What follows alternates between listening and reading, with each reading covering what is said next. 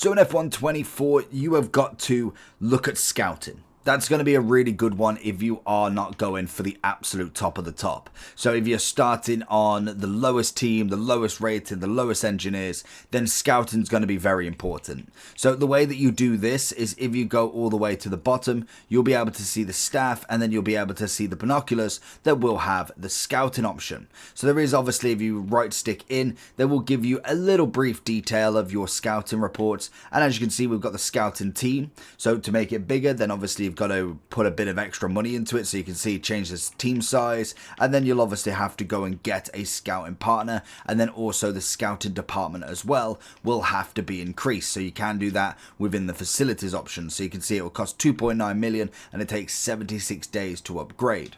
So you can kind of go with what you've got there, but to scout just in general, you've got the few different ones you can do: sporting directors, race engineers, technical chiefs, and head of aerodynamics. And then the most important one, I'd say, is going to be the drivers. So the way that you work this out is, as you can see, there is different championships. We have F1, F2, and F3.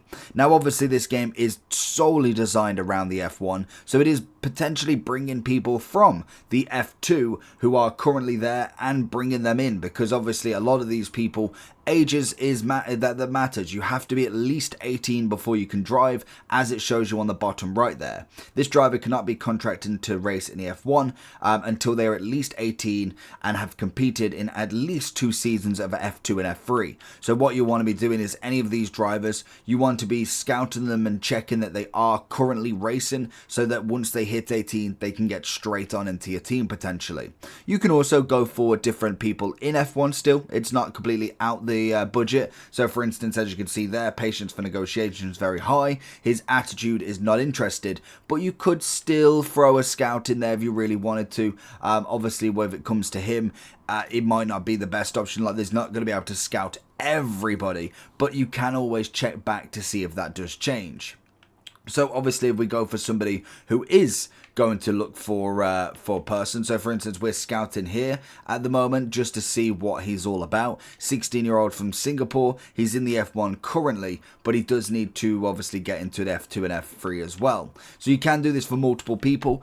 When it comes to actually scouting them as well, you do need to make sure. So for instance, like we look at this, we can scout for 6 days if we had another scout available. Otherwise, you can propose a contract. So if I clicked A into this, it can then go ahead and negotiate and see what the appeal is. So we can start salary, obviously the multiplier, all of that jazz to kind of go sign-in bonus, and it will basically make it a little bit more enjoyable. So for instance, if I was to whack this really up, you'll see the bar go up, up, up, and up, and up. But that will cost you money, naturally. So you've got to be almost very conservative with your kind of money splash in there, because everything else does cost as well. You can do the exact same for technical chiefs also. So you've got free agents, you've got maybe people who have been AI generated, or at least are generated to the game and are not real. So there is going to be people who actually are in teams. So for instance, we've got the technical chief for Red Bull. You can try and get them away, but sometimes they're not kind of negotiating at the moment, and you want to make sure near the end of the season. But that's all you got to do for scouting. Obviously, like I say, getting more scouts, if you are looking that way, is going to be very important to start with. I would say that's one of the first things you want to be doing, because trying to scout one person at a time can be a little bit tedious at times. So make sure that you are kind of upgrading that team if you are looking to try and scout multiple people at once. But that is how you scout, and then you've just got to offer them the contract.